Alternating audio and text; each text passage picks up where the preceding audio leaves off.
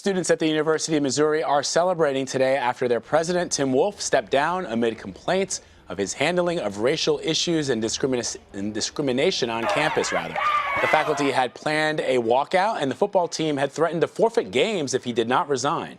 Mizzou has dealt with multiple racial controversies over the last few years. Crimesider's Graham Cates joins me now to look into this. Graham, you've been tracking the previous incidences. What did you find?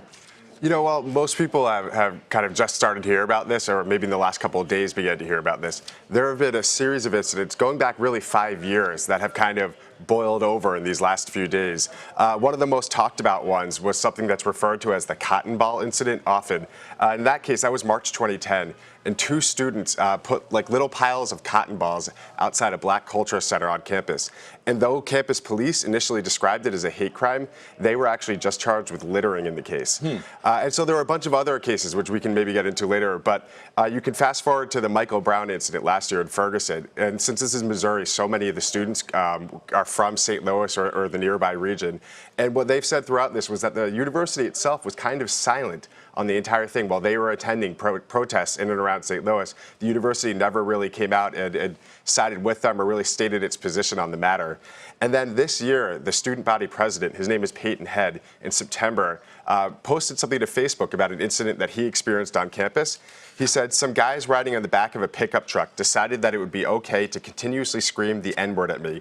I really just want to know why my simple existence is such a threat to society." He said, "This is my reality. Is it weird that I think that I have the right to feel safe here too?" And the university had no response to that.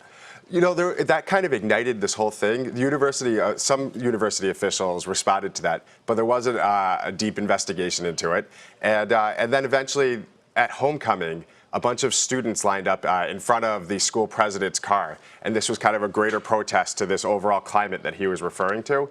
And that's really where police come into this also. What they said happened in this case was they were protesting and the police threatened to arrest them, and the police waved pepper spray canisters at them. Meanwhile, people in the crowd were yelling things at them. And the driver of the university president's car during this homecoming parade, according to the students, even nudged one of them with the car. Wow. There was a swastika that was discovered in a residence hall. Talk about the reaction to that. Right, and there's actually kind of a history of swastikas coming into play here. In this case, it was a swastika that was drawn using someone's feces in a residence hall.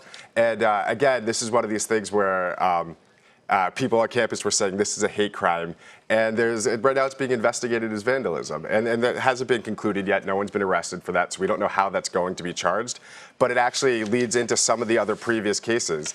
In April, another student who had put up a swastika, had burned swastikas actually into a wall, was arrested. And again, police originally said this is a hate crime, but he ended up pleading to a misdemeanor property damage charge.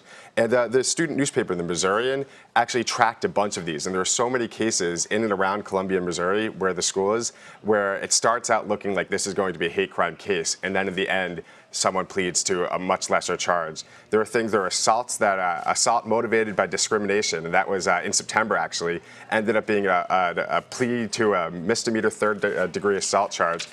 February 2012, someone keyed a racial slur into a black high school student's car. He was charged with assault motivated by discrimination, ended up pleading to a misdemeanor charge. And then several other cases just like that, dating back 5 years or so. Wow. Graham Cates, some very interesting reporting. Good job. Thank you very much for coming by and sharing that with us.